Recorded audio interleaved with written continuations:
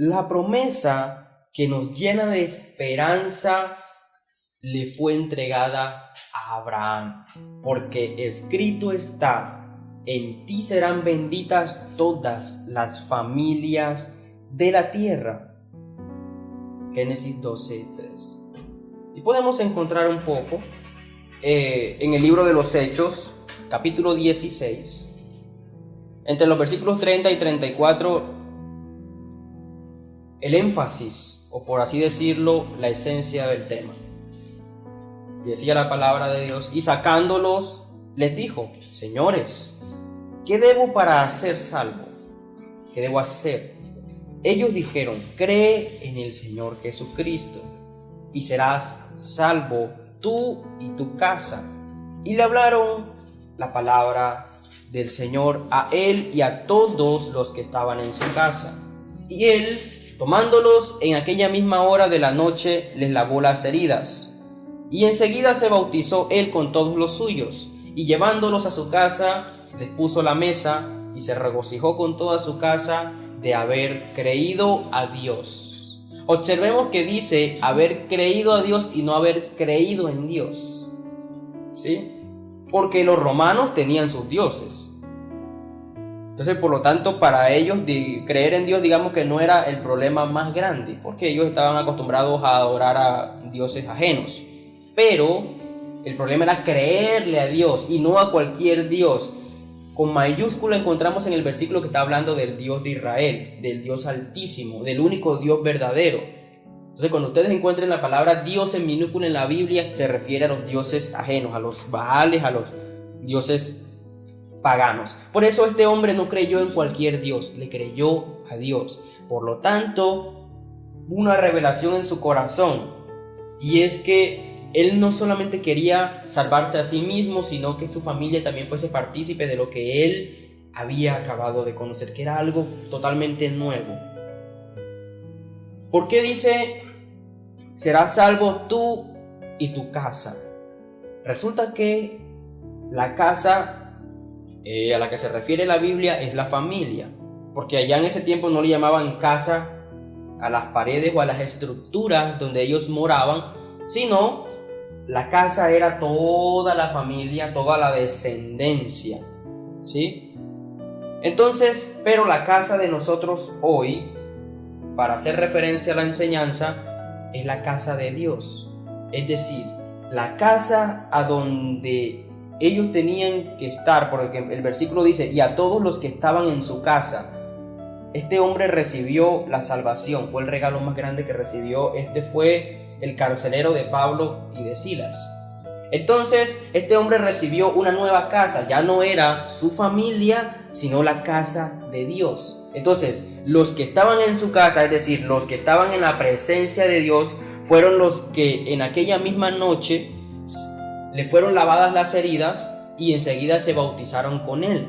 Pues se bautizó él con todos los suyos y se regocijó con toda la casa de haber creído a Dios. Es decir, este hombre no estaba solo en su casa dándole gloria a Dios, no, ya estaban todos regocijándose, dándole gloria a Dios. Miren todo lo que pasó en una sola noche, ¿sí? En una sola noche.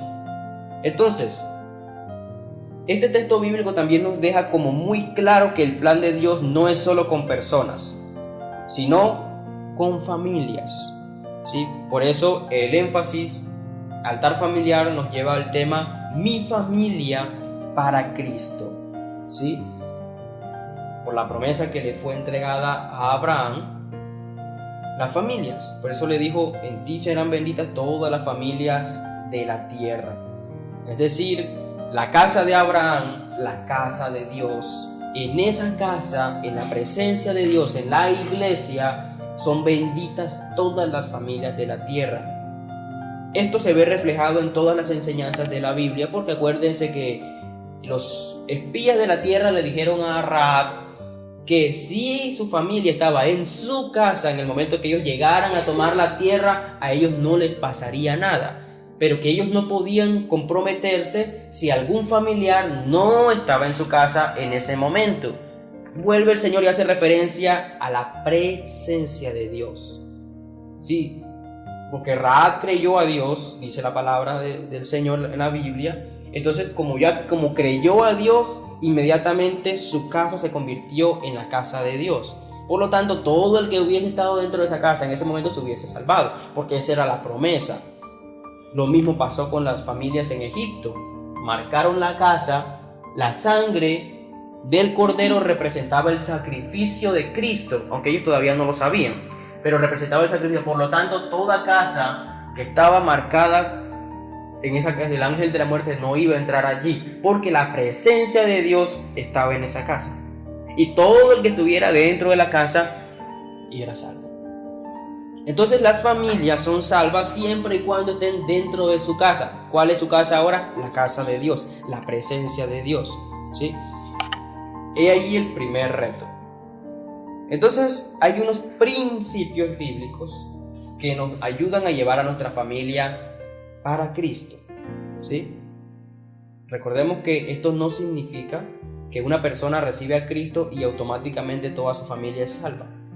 Porque muchos se angustian porque piensan que porque ya recibí a Cristo en mi corazón, entonces ya toda mi familia automáticamente es salva. No, error. La salvación no es en combo, es individual. Por lo tanto, usted al recibir a Cristo lo que se convierte es en instrumento para que Dios obre en su familia, ¿sí? A través de usted. Por lo tanto, es allí el reto más grande. Entonces, acordémonos que cuando Pedro se convirtió a Cristo, cuando andaba con Jesús, hubo un momento en que él llevó a Jesús a que orara por su suegra que estaba enferma, ¿sí? Entonces, si la salvación fuese automática para toda la familia, Pedro no hubiese llevado a Jesús a orar por la suegra, porque ya él sabía que ella estaba sana y que estaba sana. Entonces no, la suegra tenía que recibir también a Cristo. Por eso el centurión también fue a hablar a Jesús para que sanara a su siervo, porque el centurión también le había escuchado decir que cuando Jesús llegaba a un lugar, allí pasaban milagros, sanidades y había salvación, ¿sí? No es de extrañarse, a pesar de que los romanos eran un poco incrédulos, pero ellos sí sabían que estaban esperando a un salvador, a un rey. Lo que no sabían era cómo iba a venir, pero sí lo estaban esperando. Por eso este hombre, cuando escuchó, él se movió en fe a buscar a Jesús para que sanara a su siervo. Porque digamos algo, si a usted nunca le han hablado de que hay un salvador y de repente alguien se viene a su puerta y le dice, hay un hombre por allá que hace milagros, y tú preguntas, ¿y eso qué es milagro? ¿Qué es sanidad? ¿Qué es? Claro, pero ellos, ¿por qué se movían? Porque ellos habían escuchado de eso. Entonces, no, este hombre, ya yo he gastado mi dinero en mi siervo y todavía no ha sido sano. Lo mismo le pasó a la mujer del flujo de sangre. También había gastado toda su fortuna tratando de curarse con médicos, con de pronto hasta brujos, chamanes y todo lo que encontró, y no fue sana. Entonces, ¿dónde fue sana esta mujer? Volvamos otra vez a la esencia. ¿A dónde fue? A Cristo. ¿Qué es Cristo? La presencia de Dios. ¿La sanó un médico? No. Fue a Cristo. Todo el que tuvo un encuentro con Jesús fue sano. Todos. No todos recibieron salvación porque no quisieron, pero la mayoría recibió salvación. La mujer samaritana tuvo un encuentro con la presencia de Dios.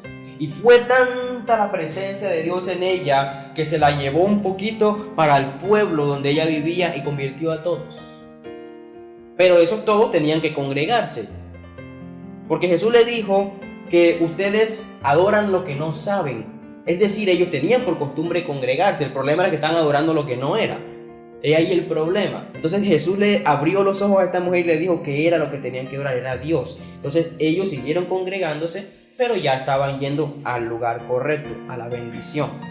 Es importante. Entonces, primer punto para nosotros poder ganar a nuestra familia, para poder ser buenos instrumentos. Aquí hablamos un poco de lo que yo les decía al principio, de los repuestos originales y los repuestos genéricos. Lo mismo sucede en cualquier cosa de su casa. Hay cuchillos de todo a 1000 y hay cuchillos que son un poco más costosos. Pero el de todo a 1000 se le pierde el filo rápidamente.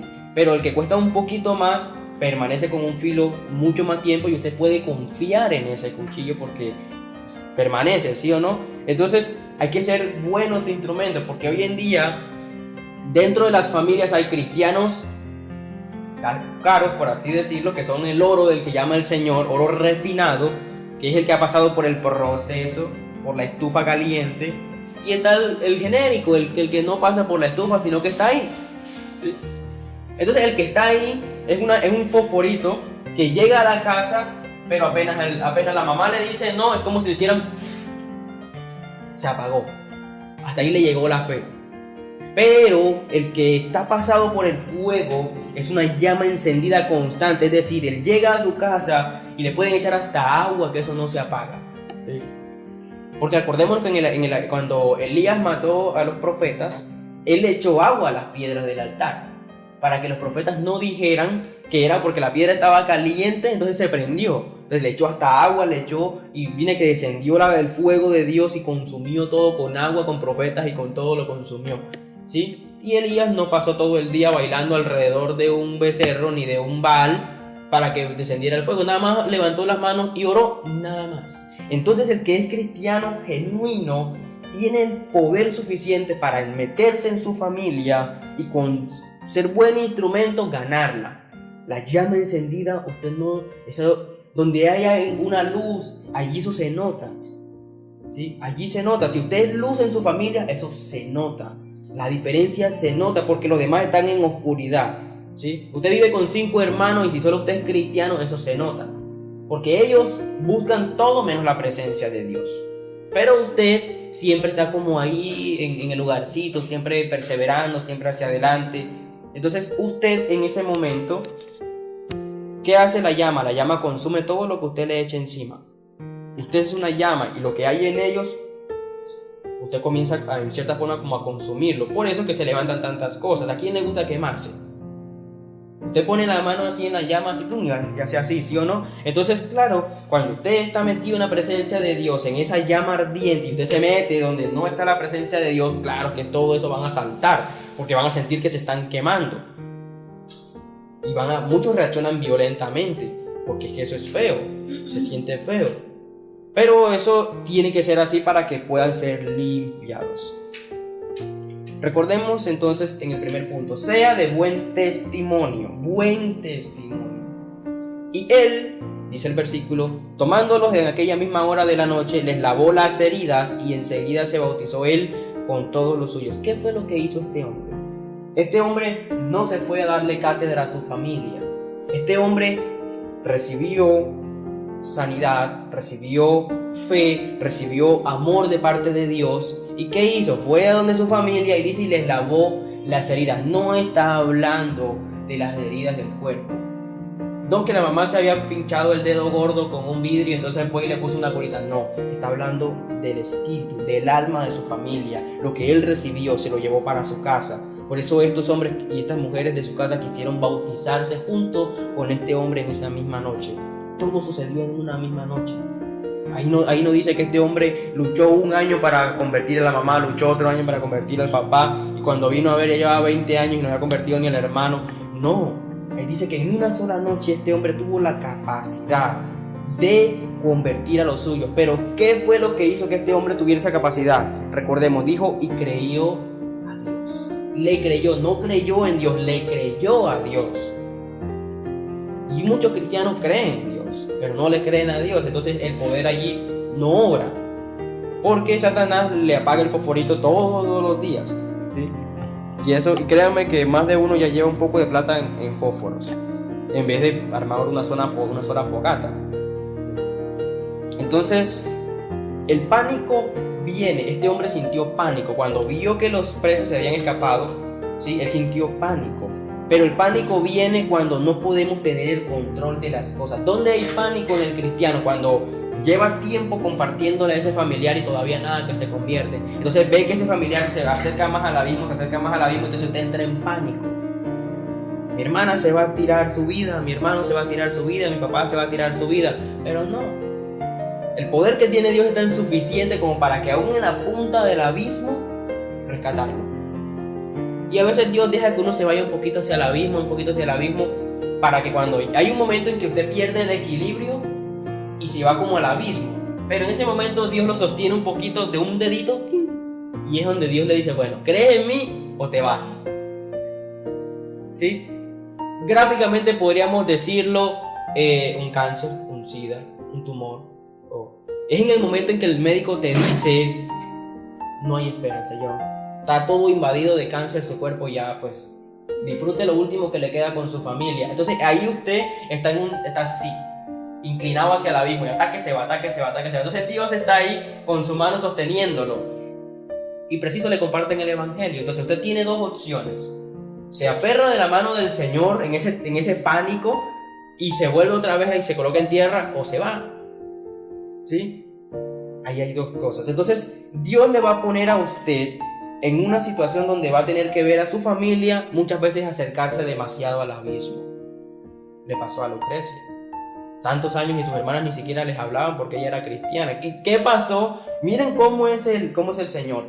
Cuando se vieron en tremendo chicharrón, en el borde del abismo, ahí sí, hermanita. Entonces ahí sí ven que el Señor es o no es fiel y poderoso. Dice la palabra, toda rodilla se va a doblar delante del Señor. No se va a salvar ni uno. Por más que usted corra lejos, allá lo alcanza y allá dobla la rodilla. ¿Sí? Entonces esta promesa nos debe llenar de fe, de perseverar con nuestra familia. Sabemos que hay familiares que son tercos. Yo tengo familiares tercos. Mi mamá me costó hasta que yo dije, no le voy a decir más nada, Señor, te la entrego en tus manos. Y la agarró el Señor. Nada más fue que mi mamá aceptara ir a un solo campamento, uno solo, y no resistió la presencia de Dios. Ahí se derramó delante del Señor. ¿Y dónde le quedó todo el catolicismo? ¿Y dónde le quedó todas esas oraciones, rosario, novenas y todo? Entonces nosotros tenemos que más bien ser pacientes, tranquilos, creerle a Dios en la promesa y esperar el momento indicado para dar la puntada, como hizo Jesús. ¿Sí? Cuando Jesús le hablaba a los sanos se iban, lo ignoraban, lo apedreaban, le decían cosas. Cuando le hablaba a un enfermo, ¿por qué creía? Porque no tenía más. Un hombre de 38 años ahí postrado, ¿qué más podía decir? No, ¿qué más tengo yo? Ya nadie me da nada por mí, nadie da un peso por mí, ni siquiera me puedo mover para ir al estanque. Me toca creer, no hay de otra. Entonces el Señor lo va a colocar a sus familiares en eso. No crean, a mí me tocó ver a mi papá ahí en el borde del abismo, a un hilo así de irse. Y ahí fue donde creyó. Entonces ahora yo me sorprendo de ver la transformación que ha tenido mi papá. Él va todo lo, él no viene acá, pero hay una iglesia que es de buena doctrina que queda cerca de la casa y todos los domingos va. ¿Sí? Entonces, gloria a Dios, no vino aquí, pero se ganó el alma. Entonces es muy importante eso, mis hermanos.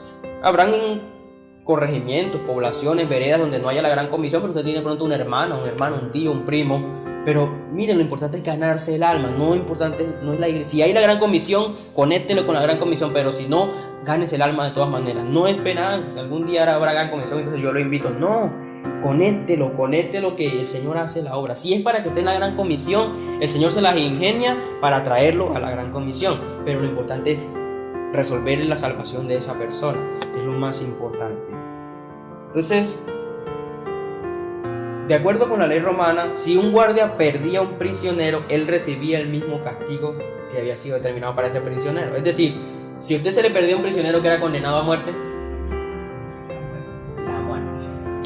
Y así. Entonces, el carcelero entró en mucho pánico. Buscó su espada para quitarse la vida. Sin embargo, el día que pareció lo peor de lo peor para el carcelero, porque se le derrumbó la cárcel, se le escaparon algunos presos, se alcanzaron a escapar, ¿sí? Pero los presos más valiosos, que eran Pablo y Silas, no se fueron. Porque ¿qué sabían Pablo y Silas? Que ellos tenían un poder que podía transformar circunstancias. Por eso no se fueron. El cristiano no aprovecha cualquier oportunidad para huir, sino que se queda en medio de la tormenta para ver a quién captura.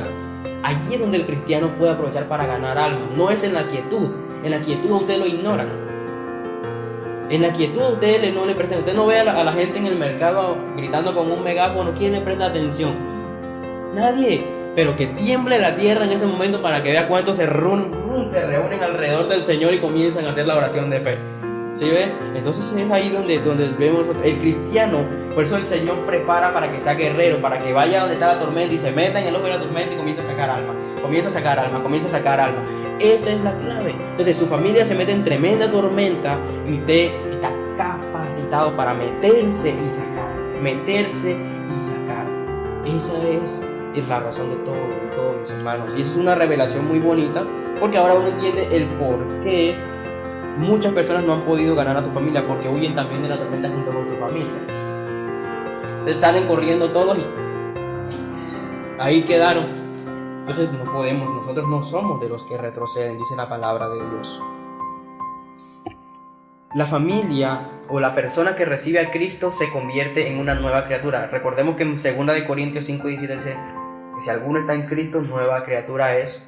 Entonces ya comienza un nuevo estilo de vida.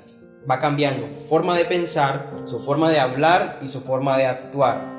Este buen testimonio puede impactar a nuestros familiares y van a ser inquietados a seguir el camino del Señor. Va a pasar un tiempo, no sabemos si largo o corto, pero de todas maneras nuestra manera de pensar, de hablar y de actuar impacta a nuestra familia.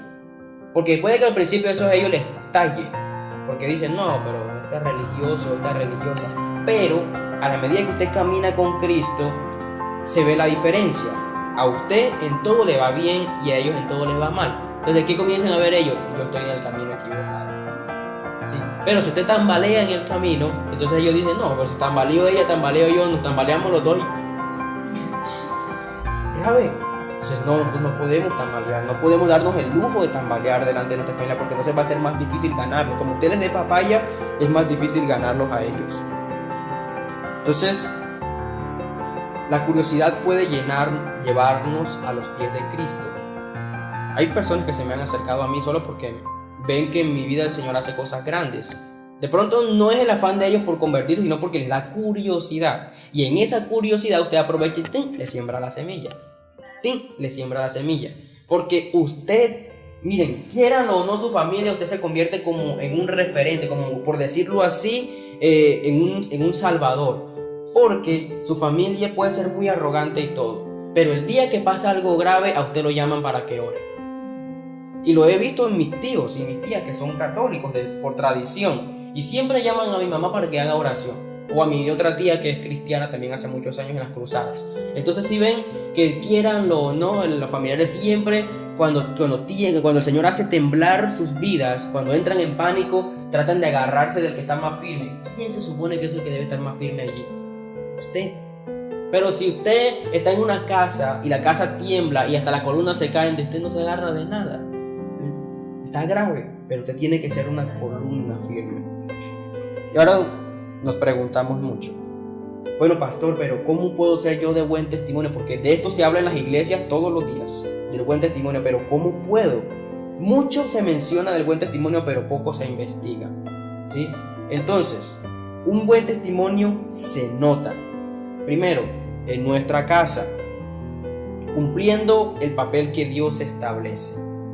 Esto es orden y unidad, mis hermanos. Cada quien tiene que cumplir el papel de esposo, de esposa, de hijo, de abuelo, de abuela, de suegra, del que sea que tenga en su casa, pero tiene que cumplirlo a cabalidad para que haya un orden y usted dé buen testimonio, porque Dios ha cumplido a cabalidad su papel. Jesús, el Espíritu Santo, todos han cumplido a cabalidad su papel, y esto ha hecho que su testimonio sea nuestra bandera para salir adelante.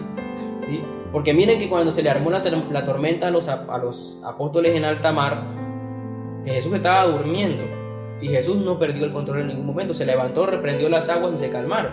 Mientras ellos entraron en pánico, Él las calmó. Entonces ese referente hizo de que ellos siempre acudieran a Jesús cuando estaban en mayor dificultad.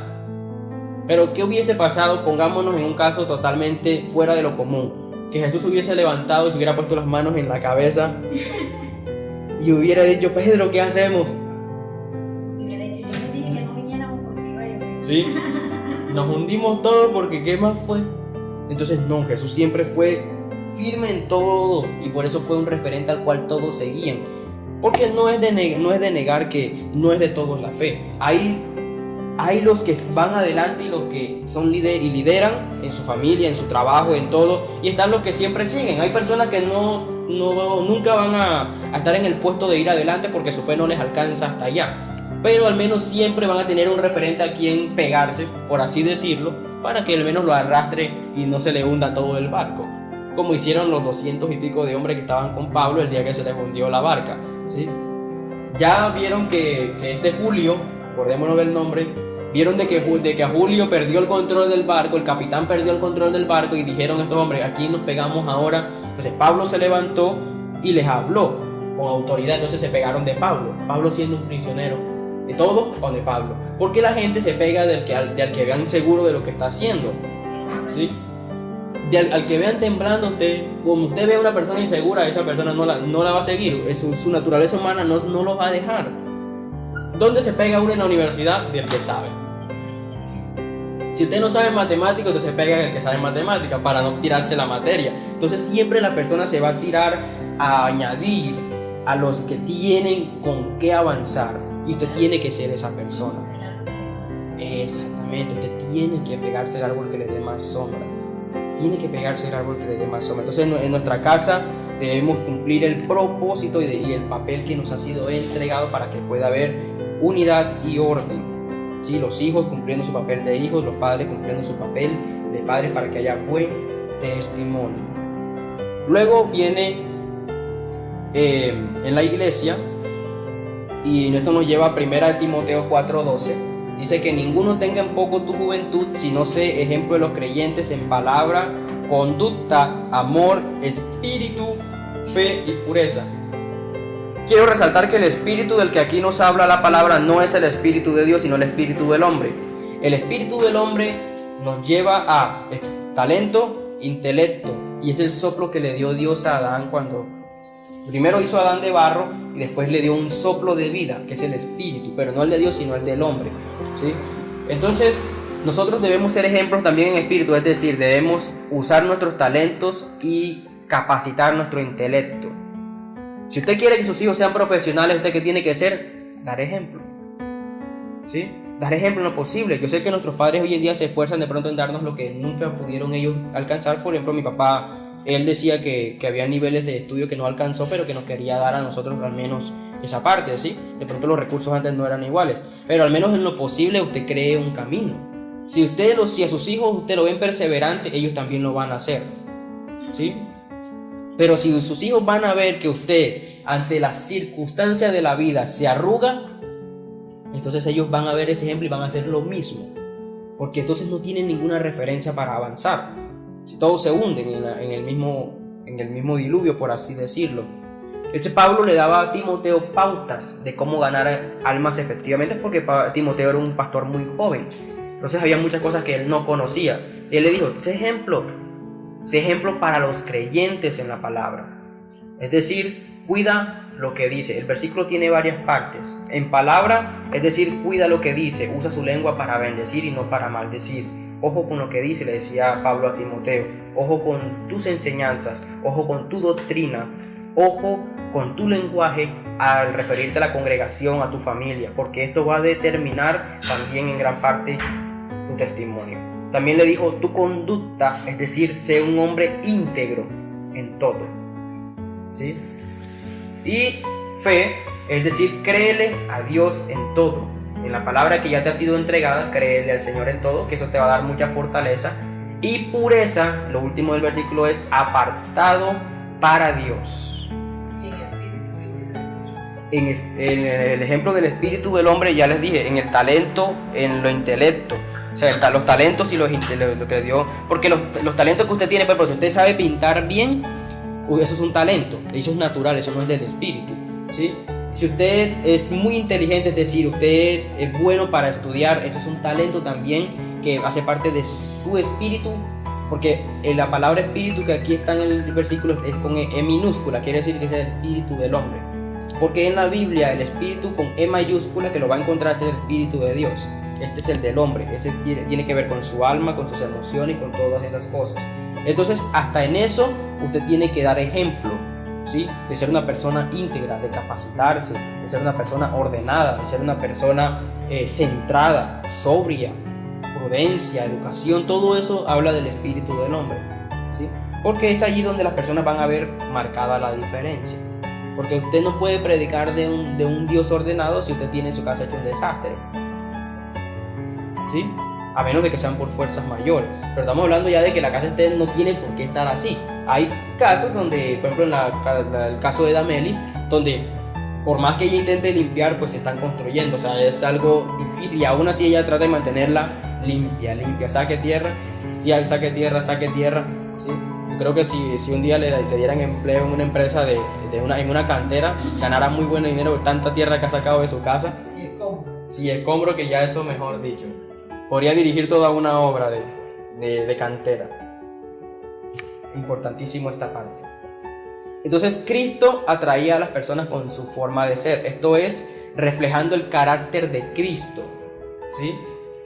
Importante, nuestra familia puede y necesita ver en nosotros una persona amable, amorosa, paciente, servicial y generosa. Acordémonos que en el versículo central, ¿qué hizo este hombre después que recibió salvación? Fue y le lavó las heridas a su familia.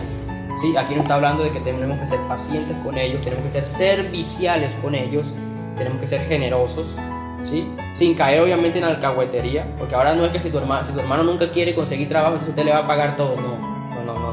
Ser generoso es ayudarle sin afectarlo, ¿sí? Porque si usted le está alcahueteando a su hermano la vagancia, usted no está haciendo nada, ¿sí? Entonces no, hay que ir llevar y debemos ser amables, tener un... Eso incluye a los hermanos de la fe también. Bueno, predíqueles la palabra. Ese es el segundo punto, importantísimo. Me encanta la imagen que usaron para las diapositivas. Se parece el del mercado, porque estos días yo bastante al mercado y está el Señor. Sí. Prediquémosles la palabra de Dios. Tenemos que ser prudentes al predicar. Tenemos que buscar momentos para predicarles. El Señor le va a dar a través de su Espíritu Santo todo el discernimiento a usted para que discierna el momento en que le debe hablar a su familia.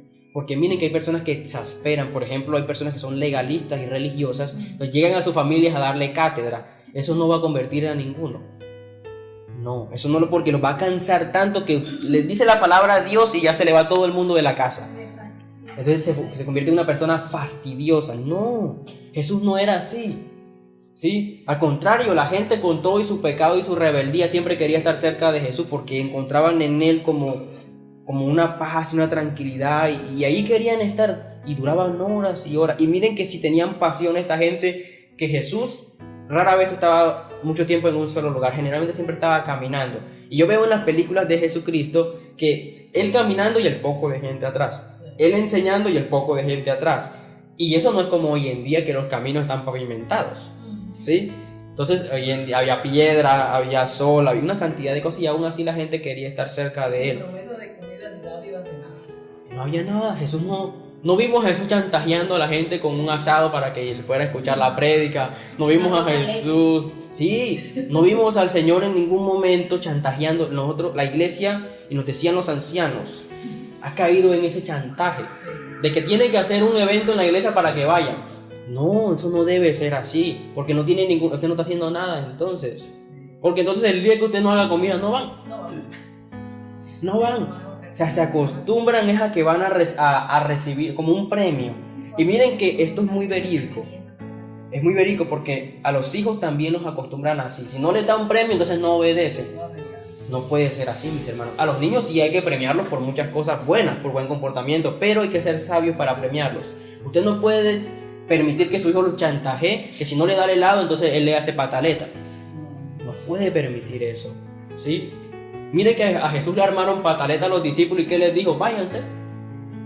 ¿Les parece muy duro lo que estoy predicando? Váyanse con ellos. No, Señor, pero mira que tú tienes palabras de vida. Ahí sí se quedaron calladitos, ¿sí? Entonces Jesús dio ejemplo en todo momento, no se dejó chantajear de ninguno de ellos. Importante esa parte. Entonces nosotros debemos reflejar el carácter que Cristo nos enseñó y predicarles la palabra de Dios. Entonces el versículo dice: y le hablaron la palabra del Señor a él y a todos los que estaban en su casa, ¿sí? El deseo de Dios es que todos seamos salvos. Los primeros que deben recibir este mensaje son los más cercanos, nuestra familia, ¿sí? Para que ellos crean. Hay un versículo que dice cómo irán si no hay quienes predique, cómo, todo eso, ¿sí? Importante, debemos predicarles, pero debemos ser prudentes a predicar, no ser exagerados. Luego dice en primera de Timoteo 2:4: el cual quiere que todos los hombres sean salvos y que vengan al conocimiento de la verdad. ¿Sí? No es suficiente con que su familia, digamos que usted se los logró llevar a la iglesia un día y ya, lo recibieron a Cristo. Bueno, ese es el primer paso, gloria a Dios. Pero ahora hay que tratar de esforzarnos para que ellos vengan al conocimiento de la verdad, porque esa verdad los va a hacer libres de todas las cosas que los llevaron a su situación actual. ¿Sí? Si usted solamente los hace recibir a Cristo una vez y nunca más vuelven a la iglesia, corre el riesgo de que ellos no se salven. Porque entonces ellos van a seguir en lo mismo en lo que estaban y se van a apartar y se van a alejar y alejar y alejar cada vez más de Dios. Cuando viene a ver, el futuro es demasiado incierto. Tenemos que tener mucho cuidado. Es necesario que vengan otra vez al conocimiento de la verdad. Nosotros somos llamados al cumplir la obra misionera. Por eso nuestros primeros discípulos son nuestros familiares. Miren, esto es muy cierto. Acordémonos del ejemplo de Timoteo. ¿Quiénes le sembraron las bases a Timoteo para que se convirtiera en pastor? No fue Pablo. Fue su abuela y su mamá. O sea, fue su familia la que sembró en Timoteo los primeros principios. Que claro, Pablo después lo cogió y lo pulió. Pero los primeros principios que llevaron a Timoteo a la obra del Señor fue su abuela y su mamá. ¿Sí? Y miren que tuvieron que ser mujeres muy tremendas, porque para formar un hombre eso no es fácil. Eso no es, y menos a un judío. Eso no es fácil. Eso es, y con la autoridad que tienen esos hombres, eso no. Entonces tuvieron que ser mujeres muy firmes en sus convicciones y en sus creencias para que se formaran un pastor. Tremenda responsabilidad que tenían estas dos mujeres allí. ¿Sí? Entonces nosotros debemos ver nuestra familia como una plataforma de los primeros principios, de los primeros pininos. Nosotros, ¿cómo le predicamos? He aquí la pregunta. Tiene que ser con un mensaje adecuado. O sea, no debe ser mensaje ni legalista, ni de condenación, porque hay cristianos que se les pegó el Apocalipsis. No hablan de una cosa sino arrepiéntete o pereceréis. Ese es el versículo bandera donde quiera que va. Y eso no era lo que predicaba Jesús. Jesús dijo la verdad, pero ¿qué era lo que Jesús hablaba primero? Del amor, ¿sí? Del amor, de la esperanza, del propósito. Miren, una persona en una cama de hospital, a punto de morirse, lo que menos quiere es que usted vaya y le dé una cabeza con la Biblia, con ese arrepiéntanse, generación de víboras, todos esos versículos que hablan del Apocalipsis, ¿sí? Entonces, esto es muy delicado. Hoy en día tenemos una herramienta buena que son las redes sociales. Miren que aquí dice la palabra nunca va y vuelve vacía. Usted puede aprovechar las redes sociales. De pronto, si usted tiene familiar en España, fuera del país, usted mándeles una semillita, de pronto un versículo en la mañana. O sea, hoy arman grupos, si es por Facebook, por donde usted vea la oportunidad, pero trate de mandarles todos los días a su familiar algo cortico, una promesita, una reflexión, algo que ellos lean.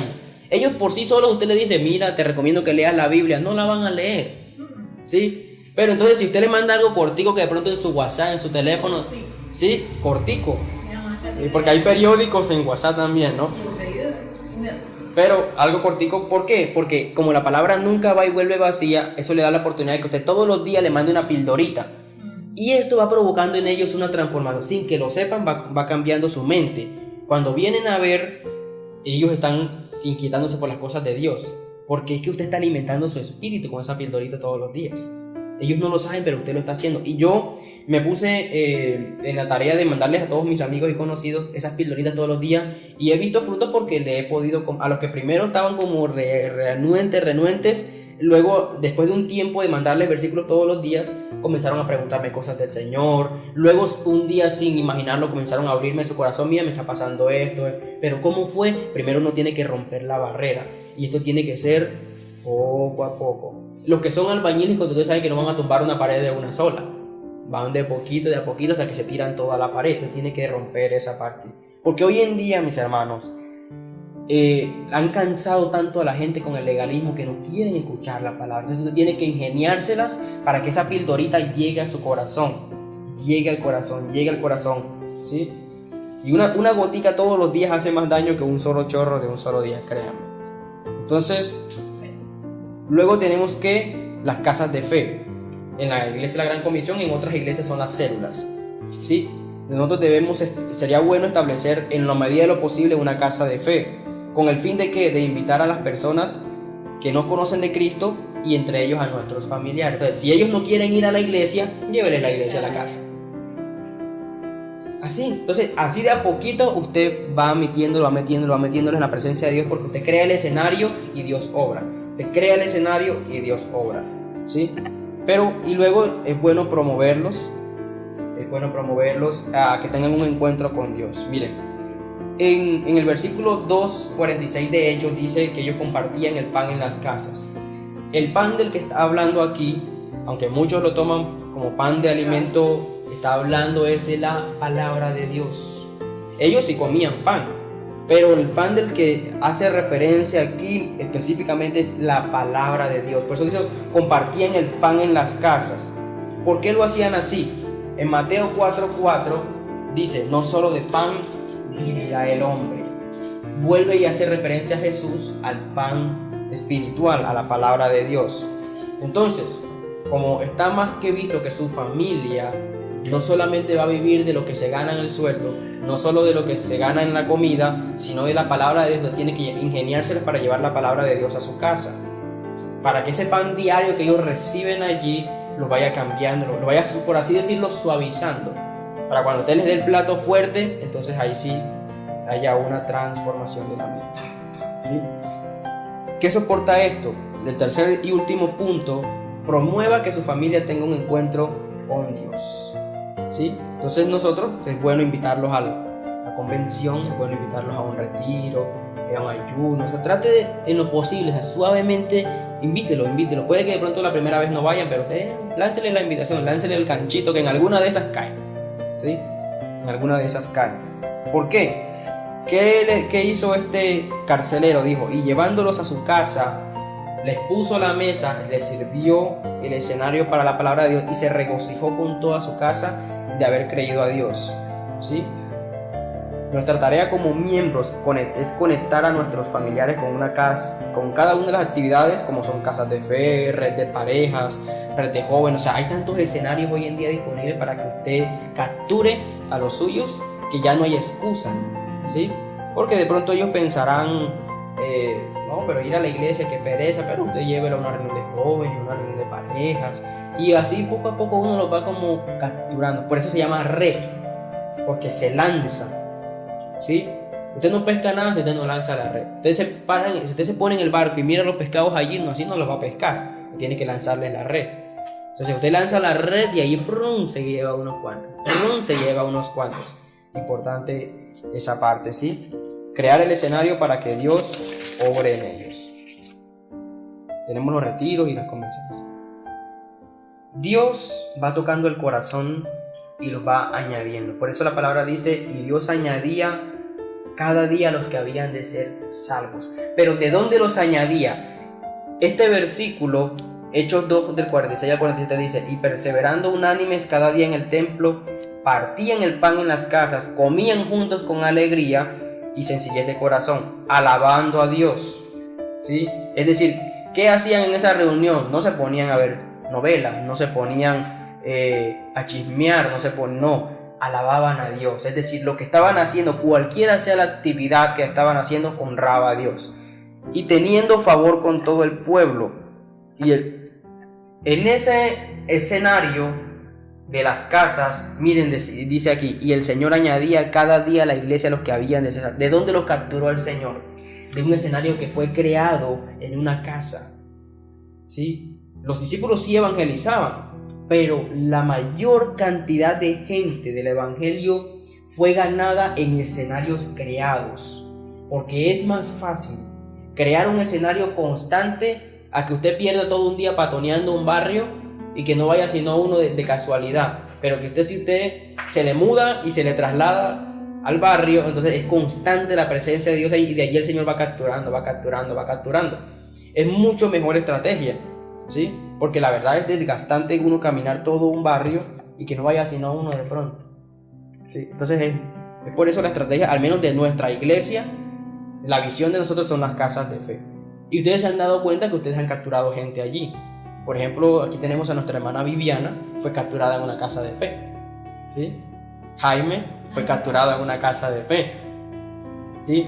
Tenemos una familia que Meli le está compartiendo que también fue literalmente ganada en una... Ahí están en una asesoría empresarial, pero yo sé que van a terminar también en la iglesia. El Señor no se... Ellos no pueden pretender tener un encuentro con alguien cristiano sin que se vayan tan campantes. De esa no se van a salvar. Entonces podemos ya concluir de todo este tema maravilloso, es que parte de nuestra fe es creer que nuestra familia está en el plan de Dios. ¿Sí? Importantísimo tener claro esa parte.